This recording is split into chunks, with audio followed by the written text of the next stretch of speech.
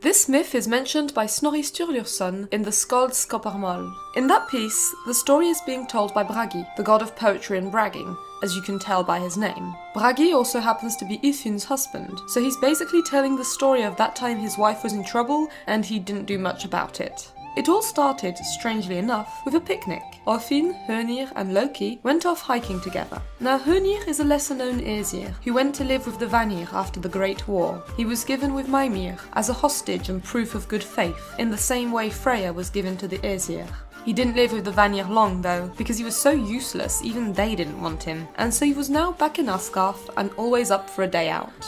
So off went Odin, Hoenir and Loki, and because neither of them were any good with a map, they found themselves pacing up and down Jotunheimr. There isn't much to eat in Jotunheimr, as it's a barren land, and when it was time for supper, the three gods were getting pretty hungry. Luckily for them, they found a herd of oxen.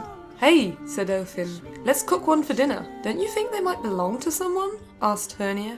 "What do you know about anything?" snapped Odin. "Come on, let's do this." So they slaughtered the fattest ox they could find, built an oven in a pit in the ground, and waited for it to cook. After a good hour or so, when the meat should have been cooked, they took it out to check it. It was still raw. As always, Odin blamed Loki. They put the meat back in the oven and waited another hour. When they took it out, it was as raw as when they had first put it in. "Okay, this can't just be Loki's terrible cooking skills," said Odin. "This is magical. Let's cut it into smaller pieces so it cooks faster," said Loki. But when they tried that, they realised their knives couldn't cut through the ox's flesh. As they puzzled over this, they heard a voice in the trees above them. When they lifted their heads, they saw it was a great eagle who was talking to them. "I am the Jotunfjotzi, and that ox is mine," said the eagle. "It won't cook and it won't be cut, unless you let me have my share." The Aesir accepted and put the ox back into the oven. They had to wait for it to cook all over again, which Loki found rather annoying. By the time it was ready, all of them were starving. But they had agreed to let the eagle have its share, so they let it help itself first. It took both thighs and shoulders off the ox, so there was nearly nothing left. Loki, like most tricksters, didn't like it when he was the one being tricked. He picked up a stick and hit the eagle with it. Instead of swatting the eagle away, however, it stuck fast to its feathers. The eagle took flight, and Loki realised he couldn't take his hands off the stick, nor tug the stick off the bird. As he struggled, the eagle flew close to the ground, so Loki's legs bashed against the rocky surface of the mountain. After having been dragged through gravel and dust and sharp stones, Loki started begging for mercy. The eagle Fjatsi asked that Loki bring him Idunn and her magical apples. Relieved to know there was something he could do to end this nightmare, Loki promised he would. As soon as he'd made his promise, his hands let go of the stick. He limped back to Odin and Hoenir, who in the meantime had finished eating what was left of the ox. In a foul mood, Loki followed the Allfather back to Asgard.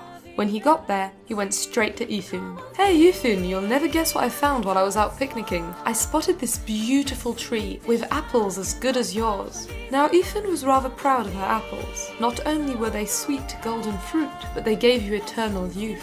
Magical apples are a common trope in mythology across the world, as are fruit granting immortality. Idunn is the goddess of youth, and it's thanks to her that the Aesir live forever, so she's pretty important.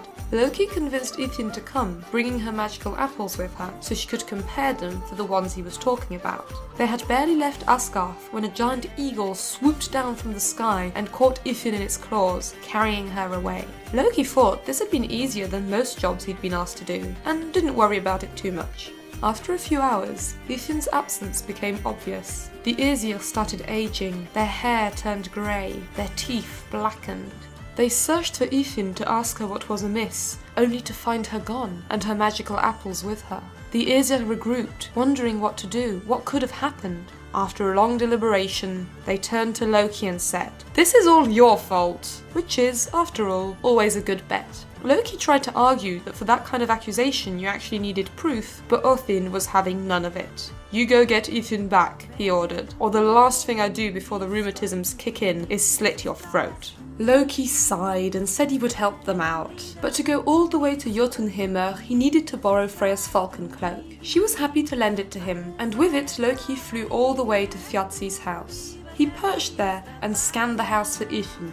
he found her in the garden, looking miserable. Thjatsi hadn't given her much to amuse herself with, and nothing grows in Jotunheimer, and to Idunn, a future without gardens is a bleak future. Loki flapped down to her. "Hey Idunn, I've come to save you," he said. She gave him a gloomy look, and reminded him she wouldn't be here in the first place if it wasn't for him. Loki felt this was rather ungrateful of her, and a thank you wouldn't hurt, but then he did need to get her out of here before Thjatsi came back. Loki knew Idunn was too slow to run all the way back to Asgard. He would have to carry her. But Idunn was a tall, fleshy woman, and carrying her wouldn't be easy. That was, unless she changed shape. So he transformed her into a walnut. The fact that Loki can just turn people into walnuts is the most surprising power ever mentioned. With that kind of talent, he could have won Ragnarök by cooking a nut roast. But, as with most of his magic, Loki will never use that particular nut shape-shifting capacity in any other myth. Once Idunn was in the shape of a walnut, Loki wrapped himself up in the falcon cloak. He picked her up and flew away.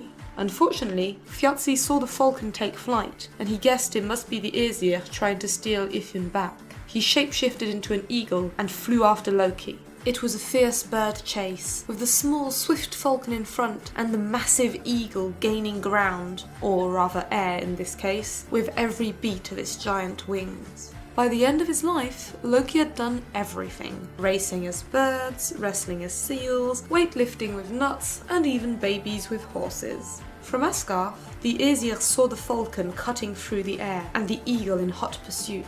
"Do something," wailed Freya. "It's my falcon cloak up there. It cost a fortune." "Don't panic," said Odin. "I have a plan."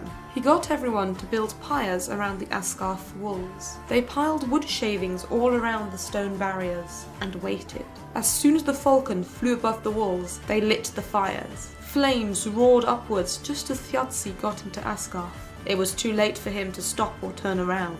The fire licked at his feathers and burned them off, and he tumbled out of the sky and down to the ground. There, without honour and without pity, the gods stabbed him to death, before the eagle even had a chance to become a Jotun again. In some versions, it's mentioned Bragi got the killing blow on Thjatsi. Although Bragi didn't say much during her kidnapping, it seemed only fair that he took revenge on the Jotun who stole his wife. But then, if he was the one telling the story, he would put in there that he got the kill, wouldn't he? The gods felt it was a great honour to have succeeded in killing a giant without Thor's help, and they patted each other on the back for being so smart and for having saved Idunn. On the other side of Yggdrasil, a young woman grieved the death of her father. She cried bitter tears for Thjatsi, put on her war gear, and walked the dreary road from Jotunheimer to Asgard. Hi everyone! I hope you enjoyed part 1 of this myth. Part 2 is Kathy's wedding, or how asking for blood money led to an unpleasant moment between Loki and a goat. Also called, seriously guys, your actions do have consequences. As the next episode will be episode number 10, and to celebrate our 100 subscribers, next week I'll put up a poem, The Unbinding of Loki. It's simply me having fun imagining some of the missing myths. See what you think. See you next week!